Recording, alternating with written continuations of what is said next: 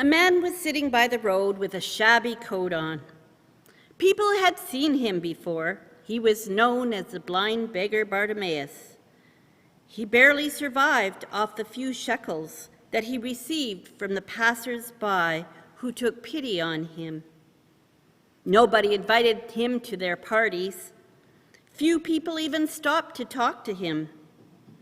He was almost as blind to them as they were to him. But he could hear everything that was going on around him. He had heard the talk about Jesus' miracles and believed in his heart that if anybody could help him, it would be Jesus.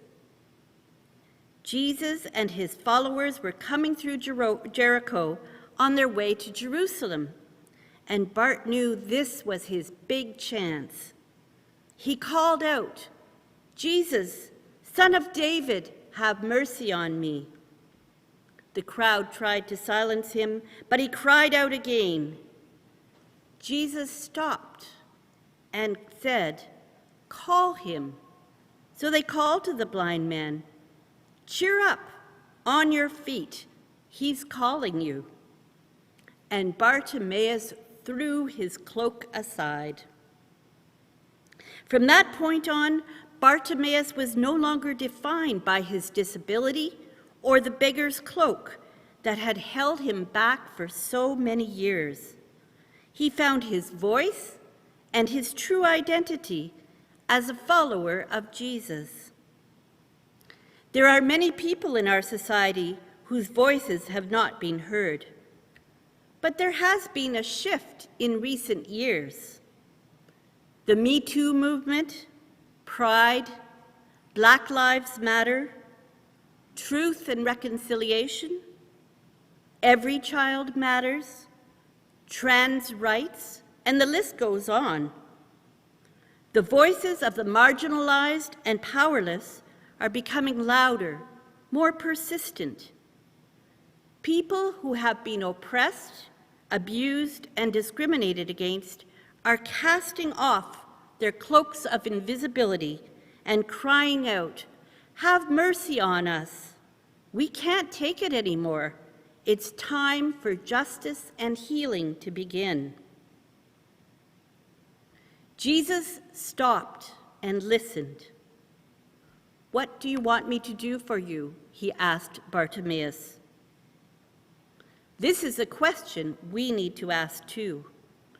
Understanding can only begin by listening.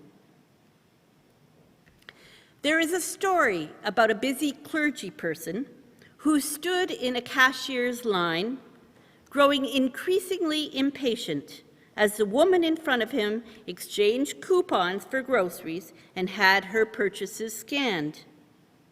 But when she realized she didn't have enough money or coupons, she methodically started eliminating items one at a time. Impatient and needing to be at a church meeting, the pastor placed money on the counter to make up the difference. But the woman continued to return the items from her basket one at a time.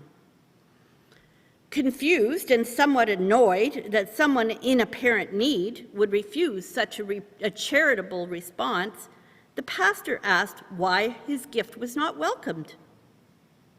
"But you did not ask me," she replied. We discovered a long time ago that the charity model does not work. Everyone has dreams and aspirations that we know nothing about. To assume that we know what they need is just wrong, is only to see the cloak that they are wearing, not the person inside. Emmanuel knows this from our work with our global partners in El Salvador and Zambia. Keith was with us. We did not go down to Chipembe and say, what you need in this church are more Bibles and hymn books and a piano so you could be more like us. No, that's not the way it works. We sat down with their community leaders and had deep conversations where they talked about their needs and dreams for their community. until they decided what was most important to them. We established a covenant agreement and agreed to support each other with prayers, regular communication, mutual visits when possible, and to work together on the projects we had agreed on.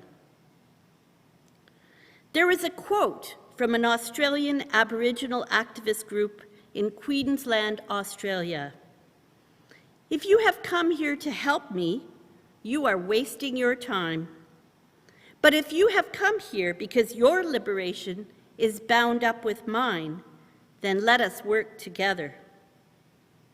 Listening and responding with love and respect, that's Jesus' way, and Emmanuel lives it every day.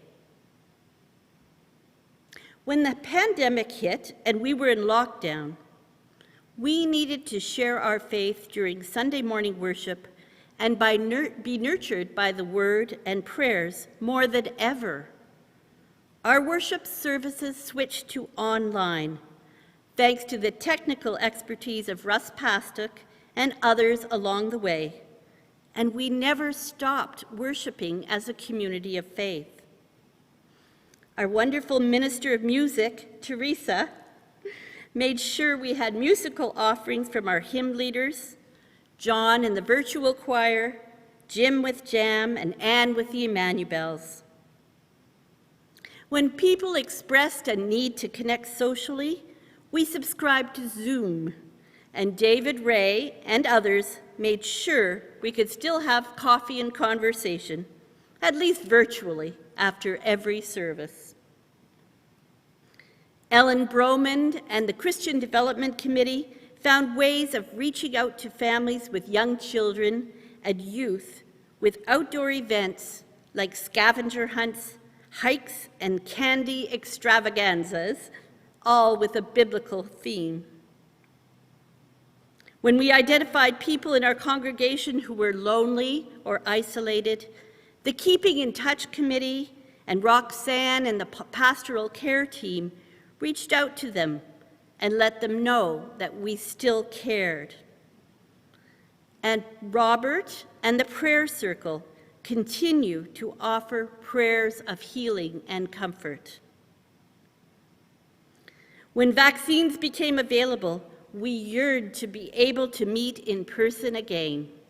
And the EPC, Pat Harris, our dedicated office administrator, and Willie Selkirk, who set up the registration program on our website, made it happen. Church isn't something you go to. It's a family you belong to. Surely the Spirit is at work in this family of faith, and we have all been blessed by God's goodness as revealed in our relationships with each other. Friends, we are here for a reason. We have good news to share, and neither a global pandemic nor mold in our building will stop us. Bartimaeus imagined a different life, a life with vision and the joy of living in community.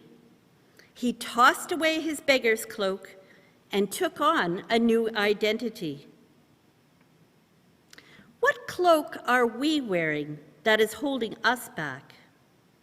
It could be fear, worry, doubt, sadness, or being embarrassed by our own limitations. Maybe we need to be bold and imagine a new way of living in a post-COVID world. It won't be easy, but this I know. In this community, there is wisdom, generosity, love, and compassion. And together, we can show the world what it means to live in gracious covenant with our neighbors.